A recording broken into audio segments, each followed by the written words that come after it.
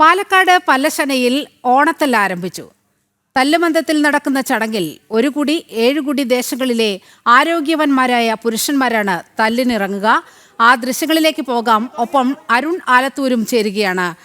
അരുൺ, പല്ലശനയുടെ പരമ്പരാഗത ഓണത്തല്ല് ആരംഭിച്ചിരിക്കുകയാണ്. വിവരങ്ങൾ എന്തൊക്കെ?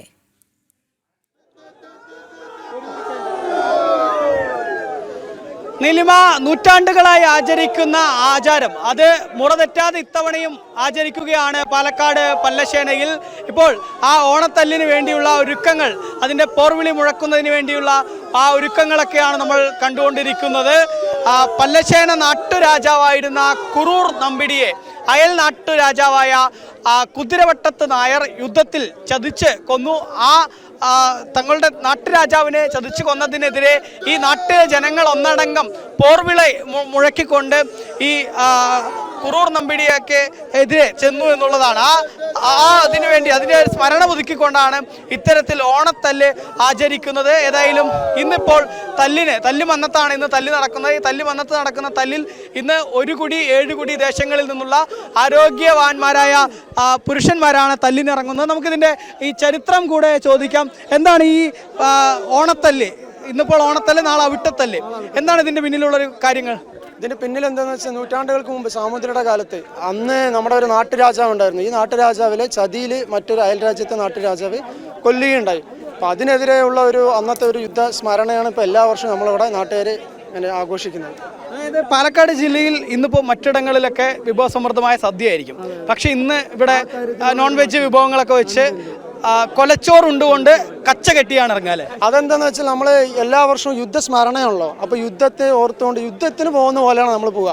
വീട്ടിൽ ഇന്ന് മാംസാഹാരമായിരിക്കും, ഇറച്ചി ആയിരിക്കും. അപ്പോൾ ഒരു ഇറച്ചി കഴിച്ചിട്ടാണ് എല്ലാവരുടെയും തിരുവോണത്തിന് സദ്യയാണ്.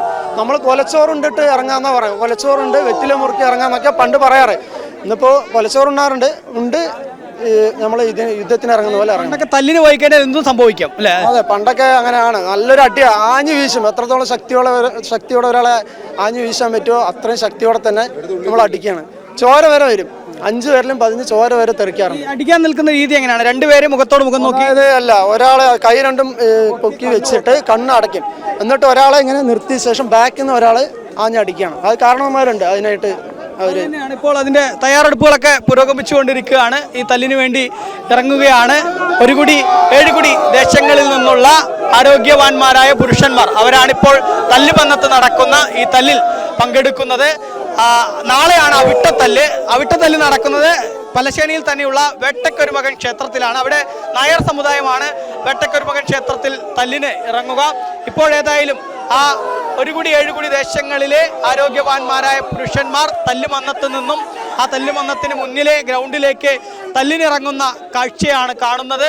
നേരത്തെ പറഞ്ഞതുപോലെ വളരെ ചരിത്രപരമായിട്ട് ഇതിന് പിന്നിൽ വളരെ ചരിത്രപരമായിട്ടുള്ള ഒരു ഐതിഹ്യം അല്ലെങ്കിൽ അതിൻ്റെ ചരിത്ര സ്മരണ കൂടെ ഉണ്ട് എന്നുള്ളതാണ്. അതായത് പല്ലശേന നാട്ടുരാജാവായ കുറൂർ നമ്പിടിയെ അയൽവക്കത്തെ നാട്ടുരാജാവായ കുതിരവട്ടത്ത് നായർ യുദ്ധത്തിൽ ചതിച്ച് കൊല്ലുന്നു. അങ്ങനെ ആ കുതിരവട്ടത്ത് നായർ തങ്ങളുടെ രാജാവിനെ യുദ്ധത്തിൽ ചതിച്ചു കൊന്നതിനെതിരെ ഈ കുതിരവട്ടത്ത് നായർക്കെതിരെ പല്ലശേനയിലെ ജനങ്ങൾ ഒന്നടങ്കം പോർവിളി മുഴക്കിക്കൊണ്ട് അവർ കുതിരവട്ടത്ത് നായർക്ക് നേരെ ചെന്നു. അരുൺ, പല്ലശേനയിലെ ഓണത്തല്ലിലേക്കും ആ വിശേഷങ്ങളിലേക്കുമൊക്കെ മടങ്ങി വരാം.